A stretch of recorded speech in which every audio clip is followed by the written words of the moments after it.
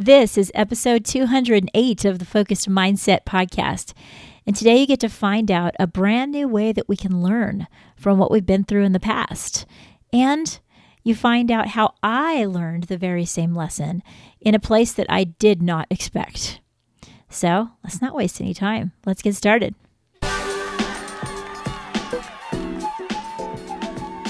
This is the podcast where we build strong connections and have great conversations using the solution-focused approach.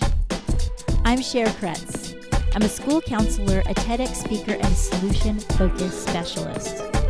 For far too long, I approached my life thinking that I needed to have all the answers. I now realize that giving hope is far more important than giving advice. And you know what?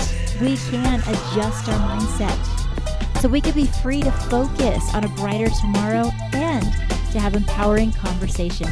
So in this show, we share stories and strategies about how to help you and I be the leaders we were always meant to be. Learn more about our products and services at cherkretz.com or hop over to Amazon to get 30 Days to Higher Hopes.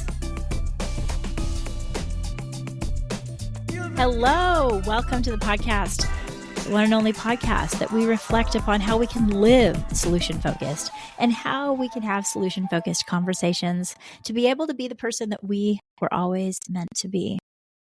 And we look at that through the lens of hope and being able to truly realize what our best hopes are for our life.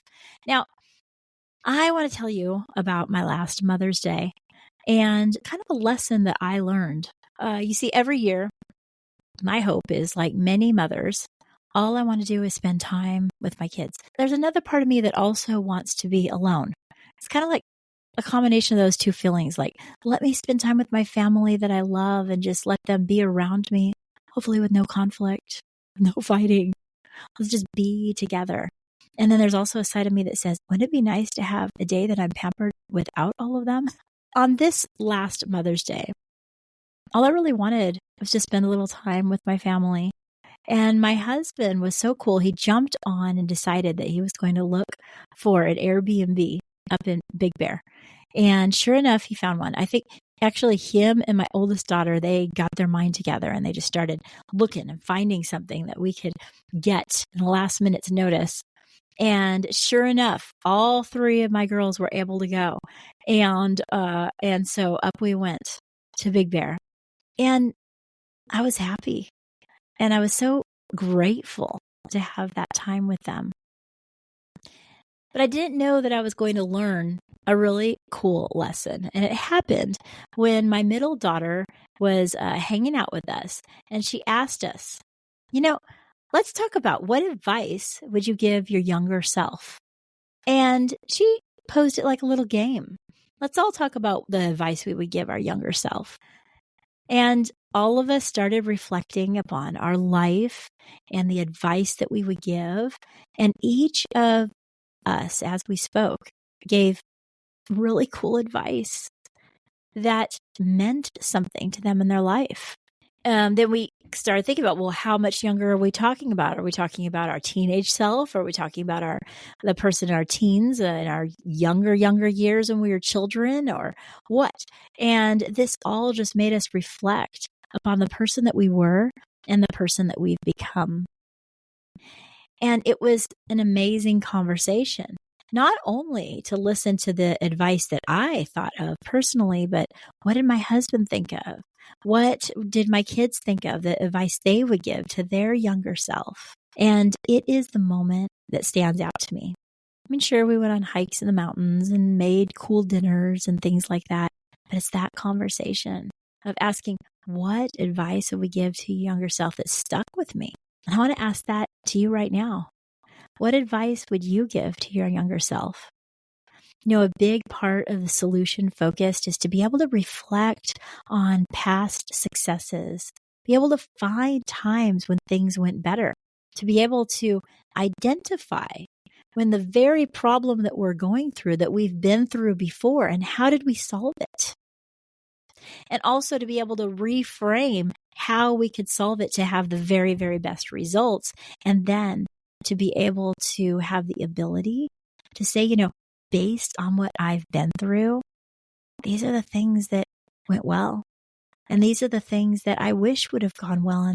And now with the knowledge that I have, I would go back and tell my younger self, it's okay. You got this. This time might be challenging, but you have a lot ahead of you, or whatever that advice might be. The solution-focused approach allows us in counseling to be able to ask people, oh, can you think of a time when things are a little better? Let's talk about that day. If your problem didn't exist anymore and you woke up and it wasn't there, what would that day look like? And one way to do that is to reflect upon a time when that problem wasn't there.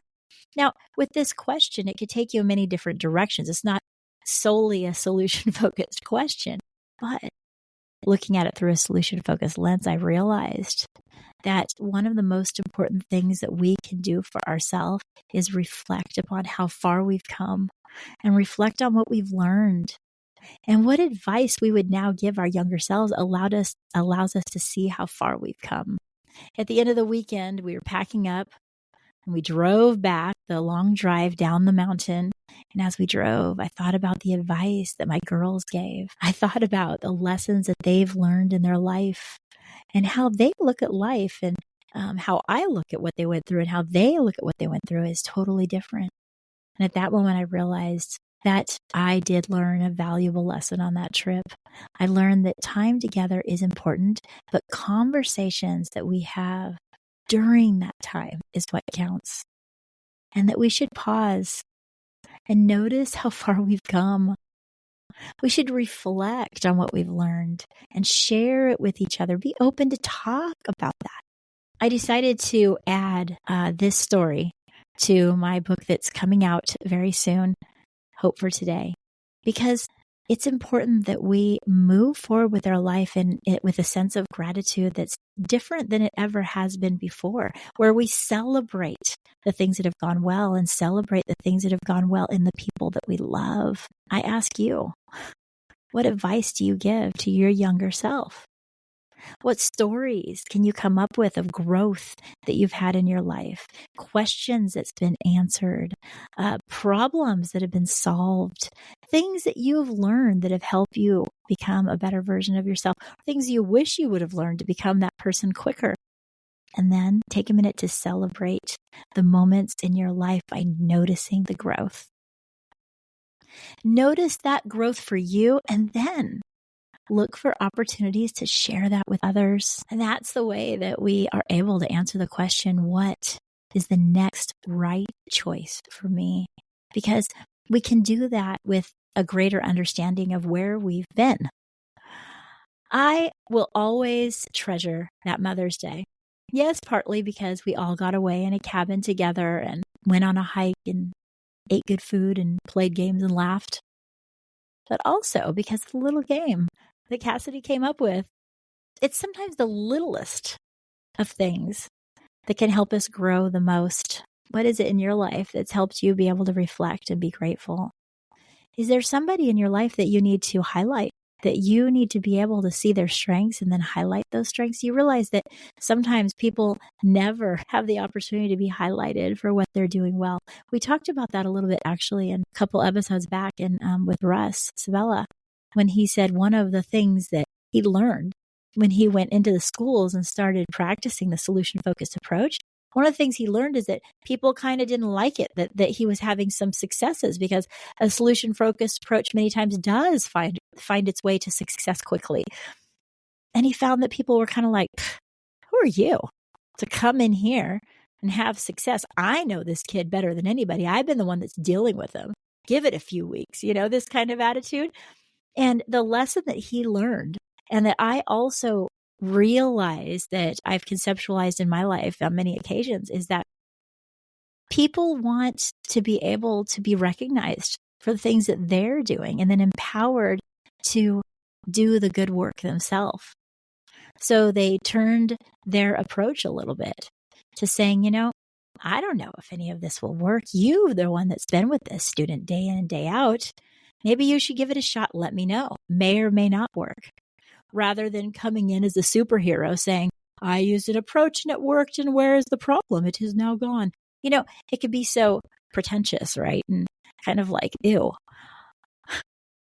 I kind of like reframed that whole way of looking at things in my TED Talk, didn't I? Where I was like, look, people don't care about what you know. They care about how they can make an impact and how what they say might impact them. I know that sounds super selfish, but it's just our human nature, right? They're like, okay, so you know a lot. But when you highlight them and how they know a lot and how they might put a brand new perspective on their life, the conversation shifts. And when another person like my family did on that Mother's Day, were able to have the opportunity to reflect on their life, their inner wisdom began to take over.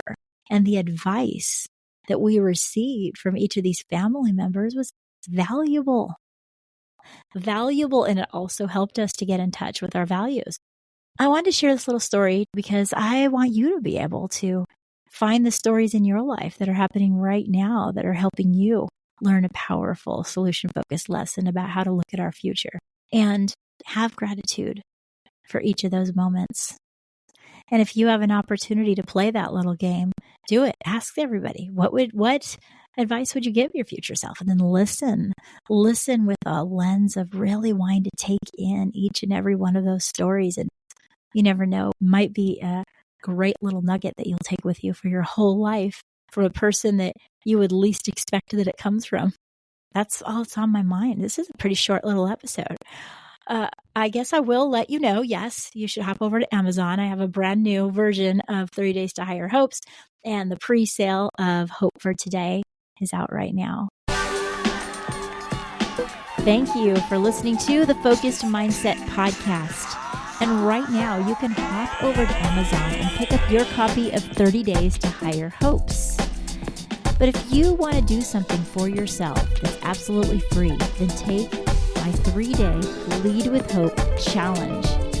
This is the way that leaders all over the place are learning to focus on hope and learning how the power of hope can move people to lasting change.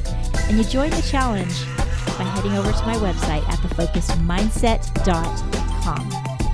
So until next time, live solution focused.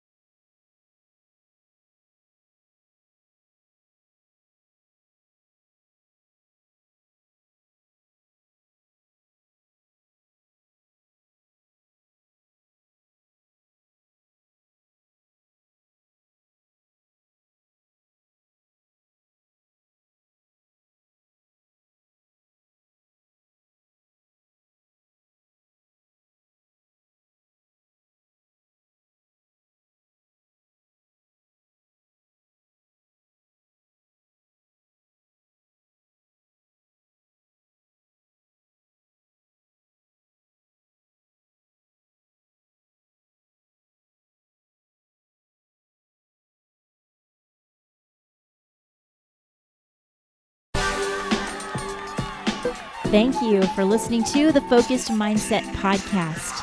And right now, you can hop over to Amazon and pick up your copy of 30 Days to Higher Hopes.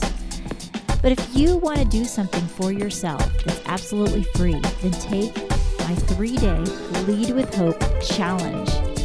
This is the way that leaders all over the place are learning to focus on hope and learning how the power of hope can move people to lasting change. And you join the challenge by heading over to my website at thefocusedmindset.com. So until next time, live solution focused.